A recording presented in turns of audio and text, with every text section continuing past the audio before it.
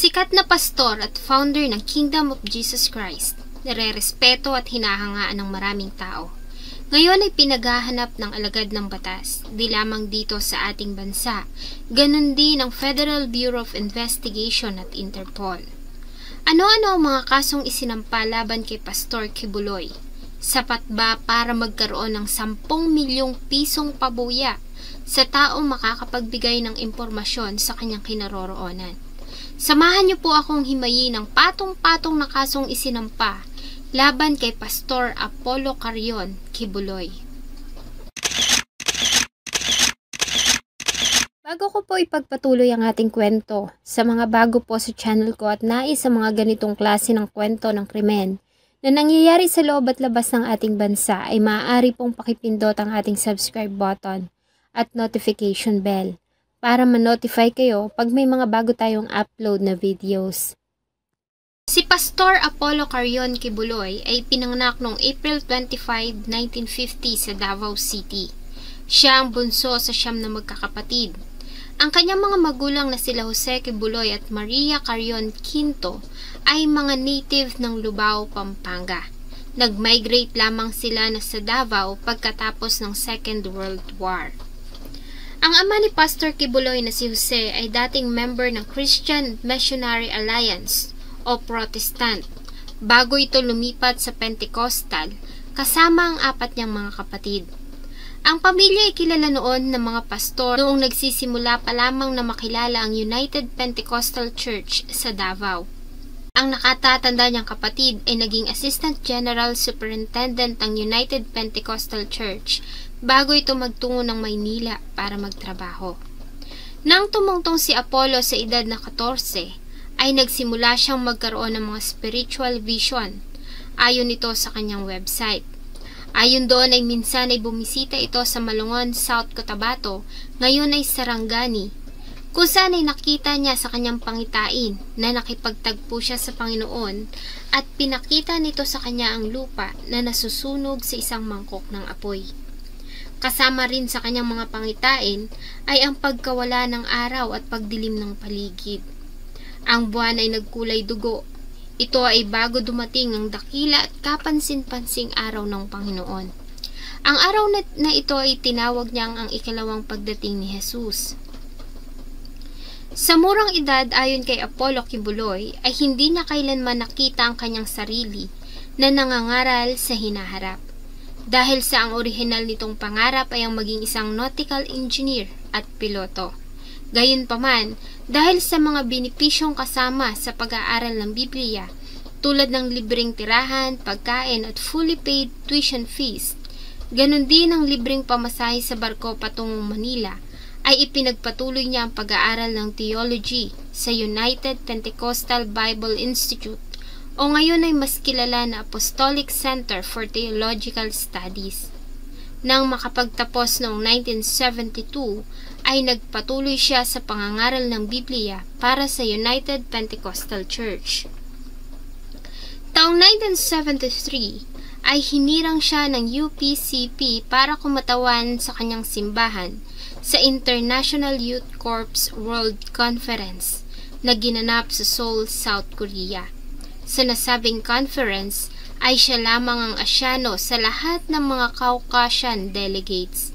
Dito ay nahalal si Kibuloy bilang president ng UCPC's National Youth noong 1974. Taong 1979, nang makilala ang isang mangangaral na si Major Sanchez, ay napatalsik si Kibuloy sa UPCP. Taong 1980, ay muli siyang ibinalik matapos niyang makiusap at magpahayag ng labis na kalungkutan. Nang muling makabalik sa United Pentecostal, ay naatasan siyang mangaral sa simbahan ng Agdao upang mabawi ang reputasyon sa kanyang simbahan. Gayunpaman ay muli siyang inimbestigahan ng lupon ng UPCP noong 1985. Pagkatapos niyang ipakilala ang mga hindi karaniwan na mga idea at pag-udyok sa mga tao na magalit sa ibang pastor.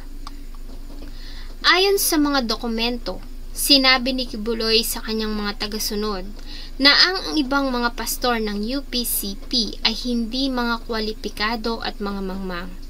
Hindi pa man nagaganap ang mga pagpupulong tungkol sa usapin noong September 1, 1985, ay iniwan ni Kibuloy ang simbahan ng Agdao kasama ang ilang mga tagasunod upang buuin ang kanyang bagong denominasyon o simbahan na tinawag niyang Kingdom of Jesus Christ o Kaharian ni Jesucristo, ang pangalan sa ibabaw ng bawat pangalan. Dito ay itinalaga niya ang kanyang sarili bilang pinuno at executive pastor. Nagsimula siyang mangaral sa mga slums ng Villamor, Agdao, kasama ang 15 miyembro. Dito ay una na siyang nakatanggap ng kritikal na mga komento matapos niyang sabihin na siya ang hinirang na anak ng Diyos. Ang kanilang kauna-unahang cathedral ay itinayo sa tabi ng Francisco Bangoy International Airport, sa kahabaan lamang ng Carlos P. Garcia Highway, sa Buhangin, Davao City. Ang kanyang mga tagasunod ay tinawag niyang Kingdom Nation. Mula noon ay nagsimulang makilala si Kibuloy at nagawa niyang makarekrut ng maraming mga tagasunod na dumami ng dumami. Sa ngayon ay itinatayang nasa mahigit kumulang 7 milyong miyembro. Ang kanilang mga schedule sa mga karaniwang araw ay kinabibilangan ng mga members na nag-host ng mga session sa Bible at mga serbisyo ng panalangin. Tuwing araw naman ng linggo ay ginaganap nila ang Sounds of Worship sa kanilang cathedral sa Buhangin, Davao City. Sa pamumuno din ni Kibuloy ay itinatag ng Kingdom of Jesus Christ ang Swarasug Network Corporation. Ang kanyang mga tagasunod ay tinawag niyang Kingdom Nation Media Network International. Mula noon ay nagsimulang makilala si Kibuloy na platform sa media ng Kingdom of Jesus na dumami ng dumami. Sa ngayon ay tinatayang nasa si Kibuloy at ang 7 milyong sa unang pagkakataon ay kanilang mga ng isang ginang dahil sa umunoy pag-brainwash at pagtatago sa kanyang 19 years old na anak na babae na sumapi sa kanila ng labag. Kasunod nito ay inakusahan din si Kibuloy na ang taong nasa likod ng ginawang pagpatay sa pamilya ng pinuno ng Klata Bagobo na si Dato Domingo Jarog at ng kanyang pamilya noong April 29, 2008. Dahil sa pagtanggi umano nitong ibenta ang 2 ektarya niyang lupain kay Kibuloy sa halagang 50,000 pesos.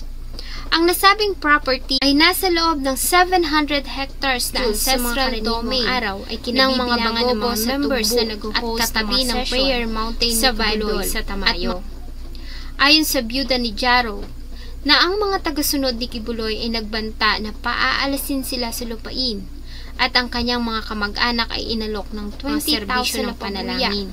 Para tuwing araw naman ng linggo ay ginaganap nila ang Sounds of Worship. Sinabi ni Kibuloy na ang cathedral sa Buhangin, Davao City. At walang umanong basta sa pamumuno din ni Kibuloy ay itinatag ng sa halip ay tinawag niya ang Swarasug Network Corporation. Ang kanyang mga kilala bilang Sunshine Media Network mula noon ay nagsimulang na banal na platform. Official coming of the Son of God was in April 13, 2005. Tulad ng unang pagkakagil niya umano sa linggo ay kanilang maagad ng isang ginang dahil sa umunoy pag-ayon sa kanya ay dapat siyang pasalamatan ng anak ko dahil sa kanyang ginawa na sumapi sa kanila ng labag. Kasunod dito ay inakusahan din si Kibuloy na ang taong nasa likod ng ginawang sabi ko, Lindol, stop! Stop! Witness, marami. Nakapalibot sa akin. Sinigawan ko yung Lindol. Nung gumano na yung mga chandelier ko. Stop! Sabi ko na stop!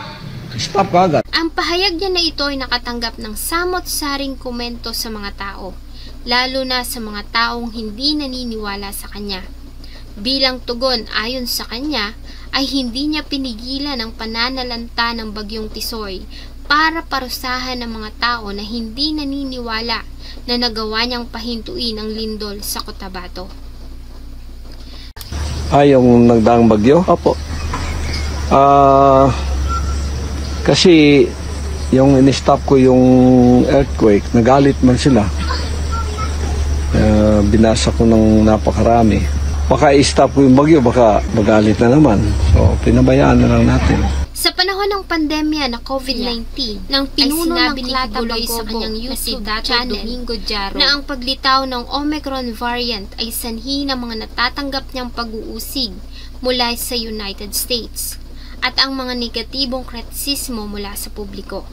Ayon din sa kanya, ay mawawala o titigil lamang ang pagkalat ng virus kung mawawala ang noon ay patong-patong ng kaso na isinampa laban sa kanya ng United States.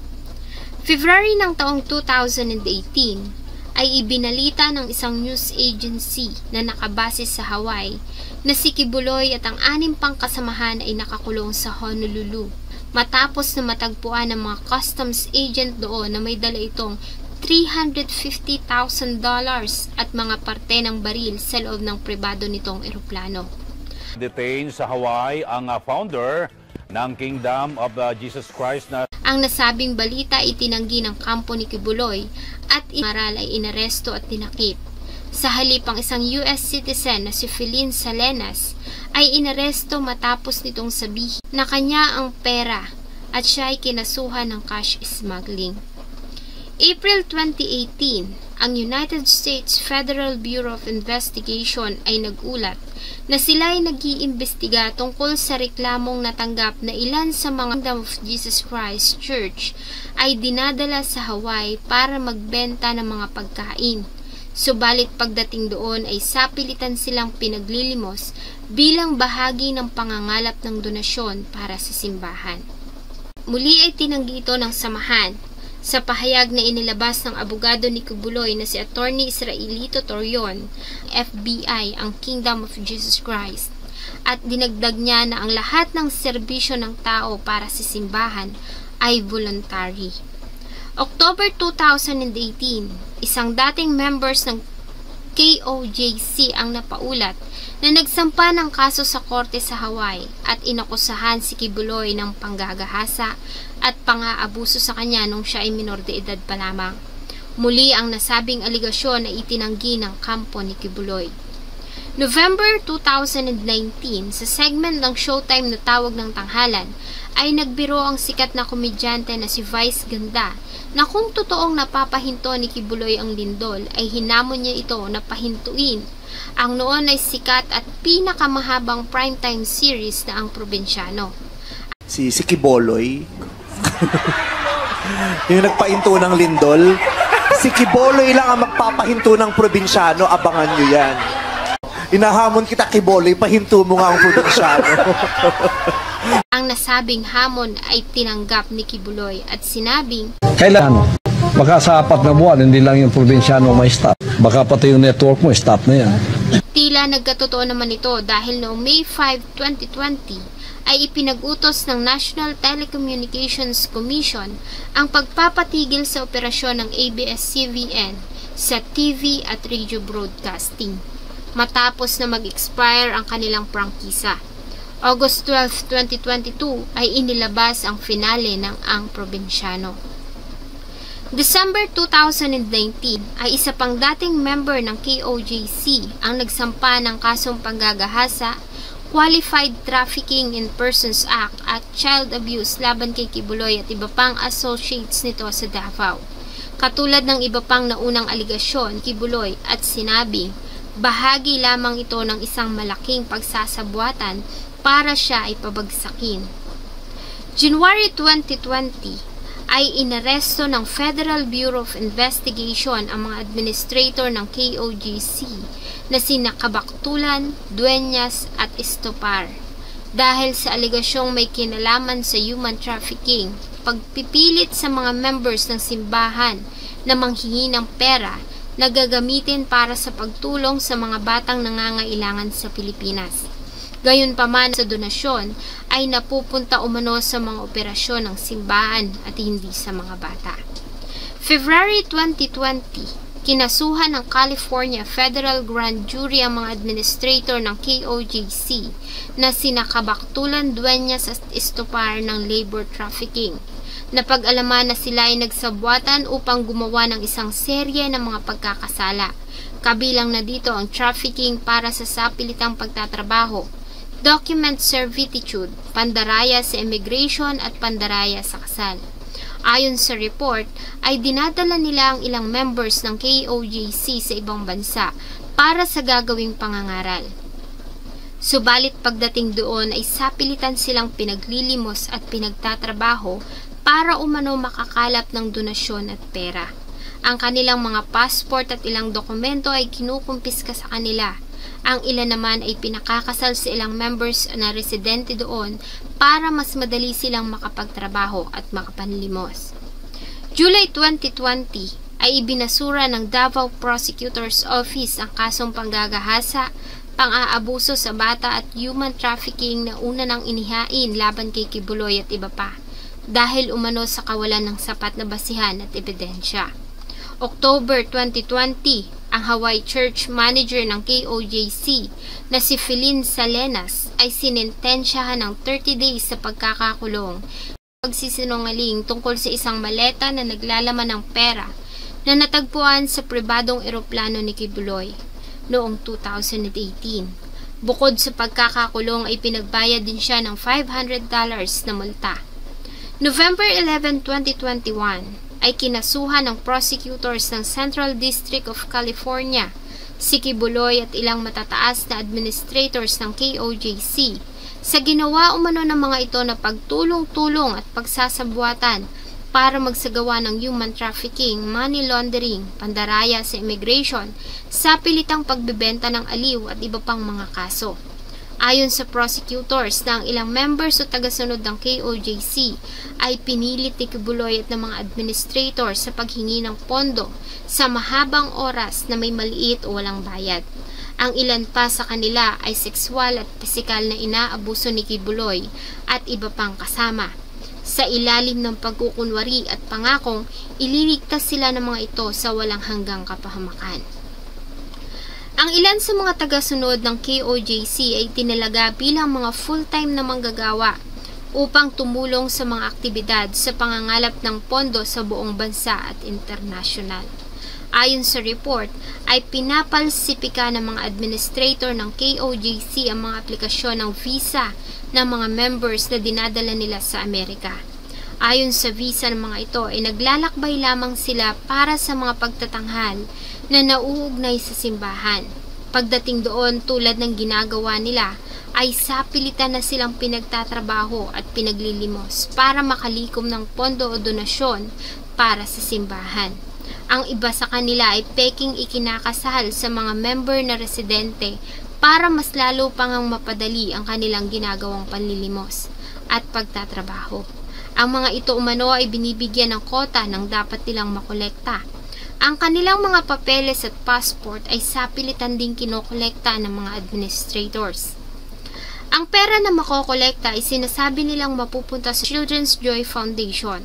Subalit ang lahat ng iyon ay ginagamit para pondohan ang magarbo at marangyang lifestyle ni Kibuloy at ng mga administrators. Base din sa nasabing akusasyon, ilan sa mga kababaihan ay sapilitang pinagtatrabaho sa gabi, kung saan sila ay sexual na inaabuso ni Kibuloy at mga tao nito. Naglabas din ng pahayag ang prosecutors na babawiin nila o kukumpiskahin nila ang lahat ng ari-arian ni Kibuloy sa United States na nagmula umano sa ginawa nitong panloloko.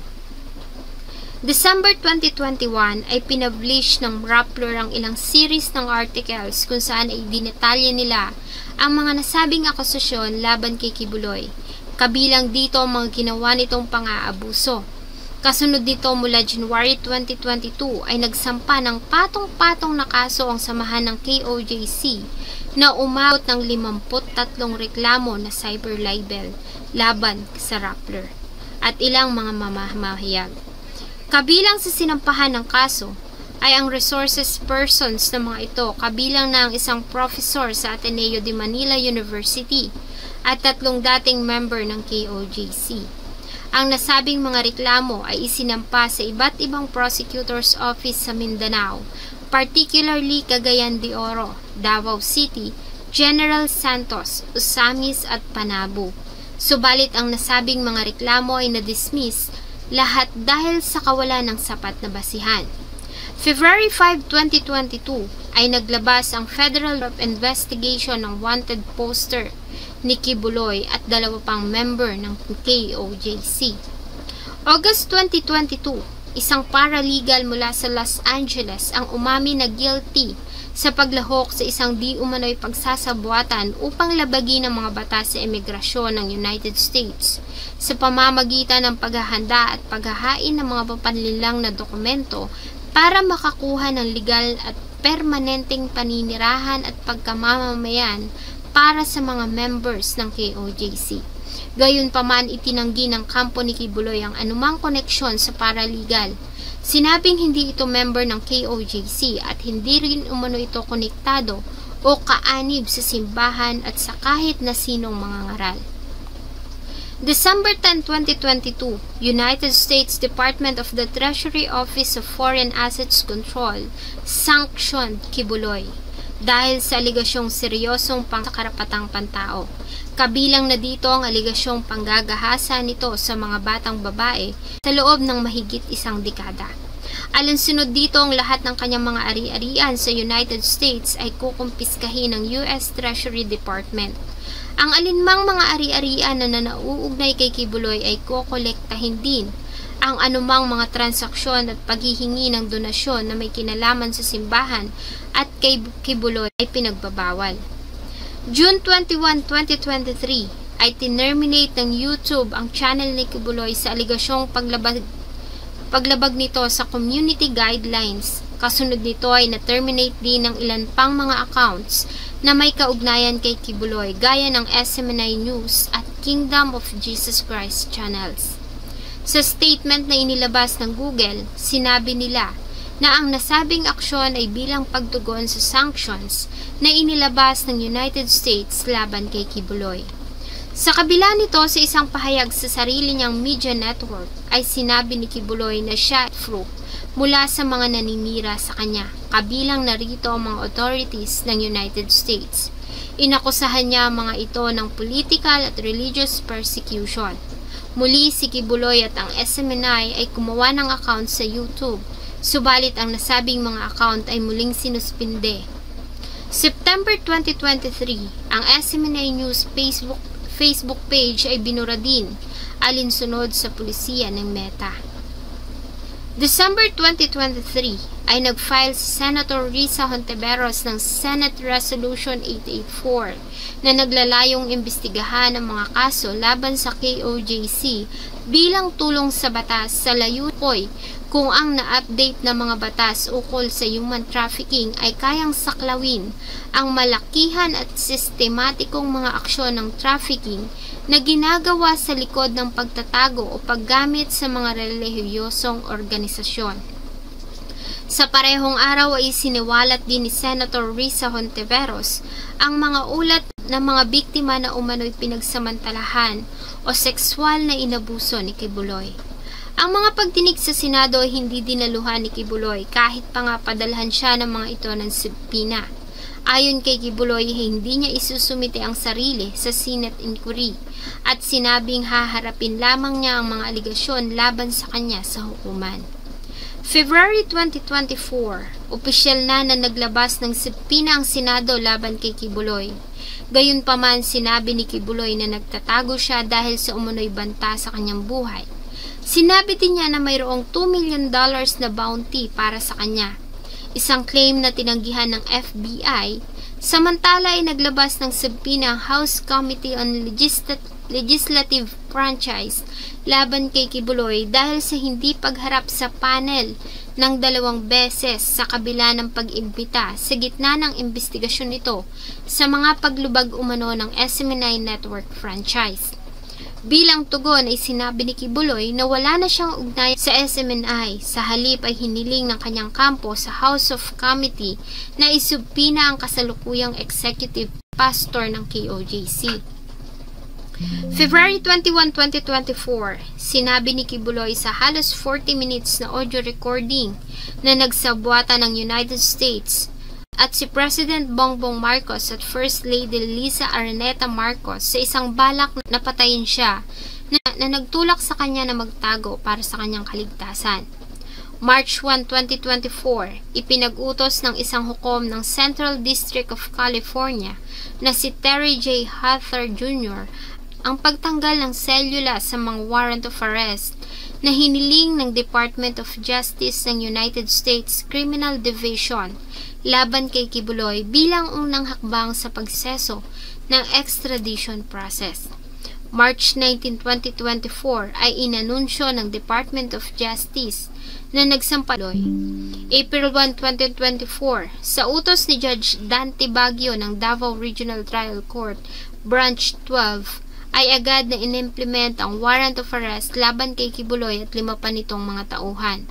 Ang nasabing mga warrant ay isinerve ng authorities, subalit bigo sila na matagpuan ang mga akusado. Wala ang mga ito sa compound ng KOJC sa Davao. Wala din ito sa Prayer Mountain ng grupo sa Barangay Tamayong at resort nito sa Samal Island. Naglabas naman ng pahayag si Kibuloy na handa siyang harapin ang mga kaso kung mangangako ang administrasyon ni Pangulong Marcos at magbibigay ito ng written assurance na hindi makikialam ang United States sa kanyang legal battle sa Pilipinas. April 2024 ay naglabas na din ng warrant of arrest ang Pasig Regional Trial Court laban sa mga ang tatlong administrator ng KOJC na naaresto sa Barangay Tamayong ay pinakawalan din ng NBI matapos na makapagpiyansa ng 80,000 bawat isa.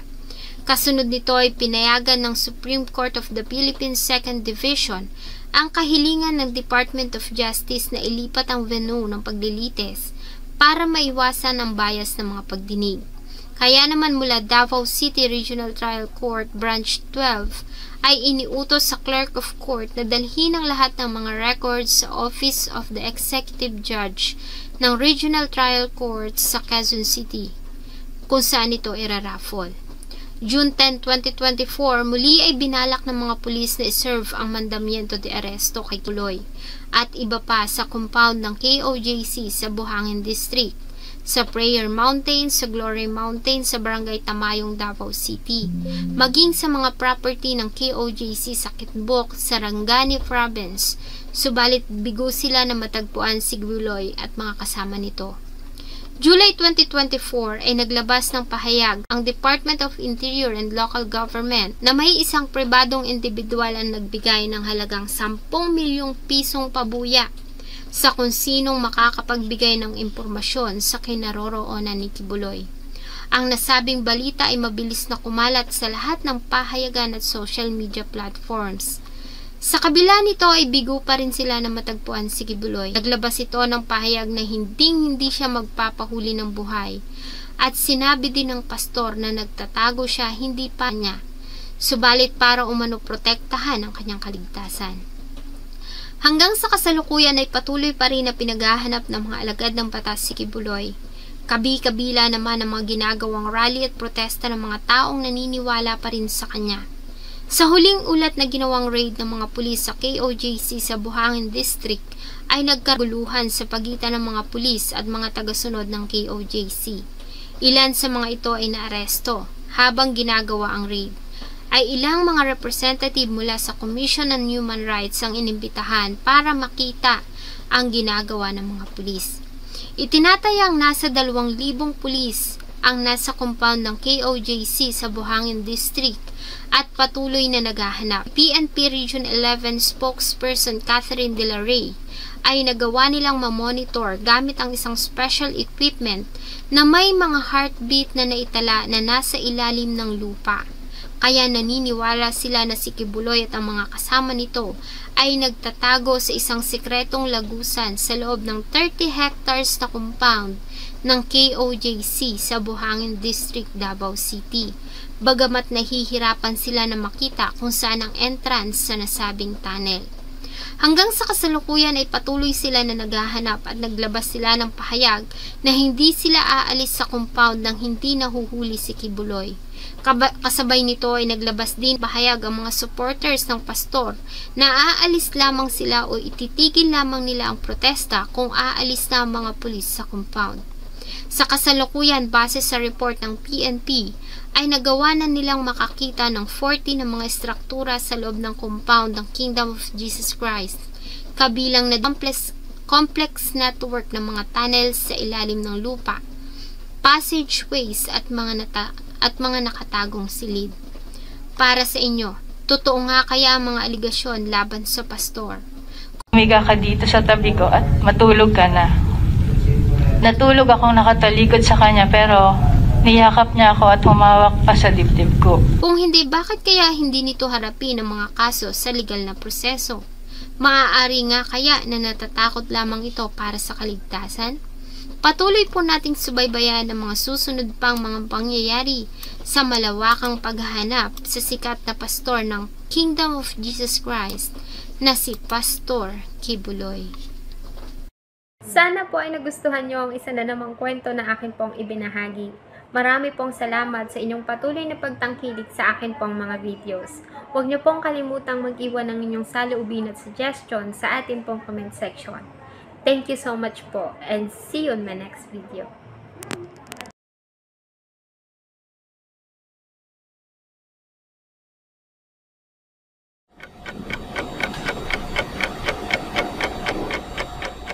Sikat na pastor